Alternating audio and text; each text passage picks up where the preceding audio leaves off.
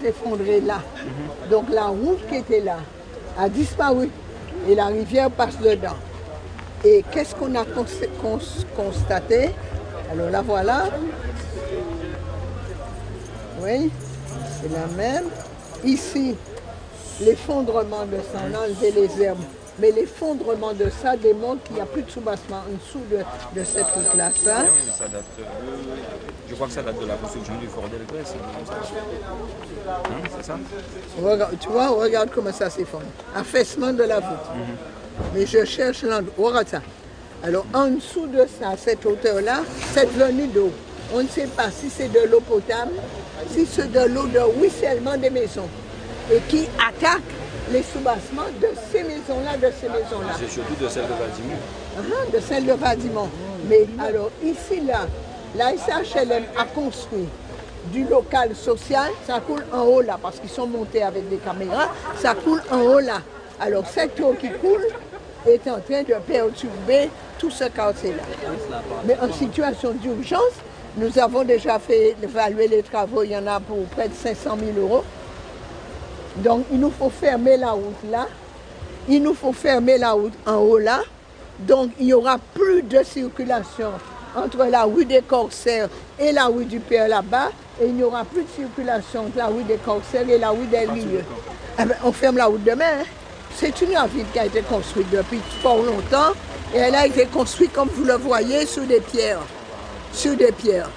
Regardez ça, hein? Regardez les enfoncements. Hein? Attention, hein? La dalle supérieure qui était fondée. Tout ça, ça s'est fait sur des pierres. C'était des constructions.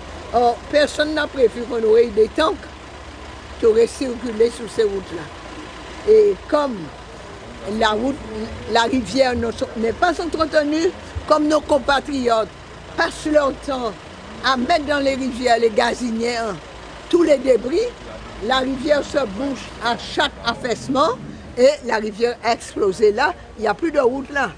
En outre, cette eau s'écoule et sort sur le port. Donc il faudra à tout prix, à la hauteur du rond-point, qu'on casse pour mettre une évacuation beaucoup plus forte. La ville ne peut pas dire ses compétences de l'État. Hein. Moi, je dis responsabilité matérielle, morale du maire. Je bloque la route et je dis à l'État, ça va coûter tant. Est-ce qu'on commence à faire les travaux? Et je commence à faire les travaux le plus rapidement possible. Mon dossier est déjà arrivé en préfecture. C'est nous qui l'avons fait complètement. On ne va pas dire l'État, parce que si ces casernes sont effondrées et si cette maison-là est moins dangereuse que ceux qui sont là. Depuis la permanence de l'ancien député qui est là, il y a un affaissement qu'on a constaté sur les routes. Et lorsqu'on a voulu faire les travaux des routes, on nous a dit on ne peut pas faire les travaux des routes parce que le sous-sol est creux. Et c'est là qu'on a fait une entreprise venir. Ils ont filmé avec une caméra et ils sont remontés jusqu'à la hauteur de l'embranchement de la clinique Pita. Je ne sais pas ce qu'il y a en haut. Je ne sais pas encore. C'est quand on va casser là qu'on va voir ce qu'il peut y avoir en haut là. J'ai convoqué la presse. Il y a un rôle information de la presse. La presse communique, la presse informe.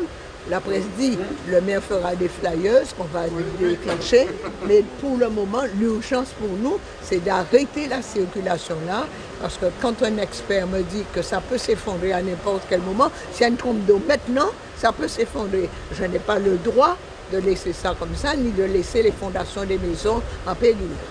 Pas de circulation Corsaire, rue du Père là-bas, et pas de circulation Corsaire, rue Del Rieux. Par contre, rue du Docteur Pita, on pourra remonter Del Rieux pour descendre à Docteur K.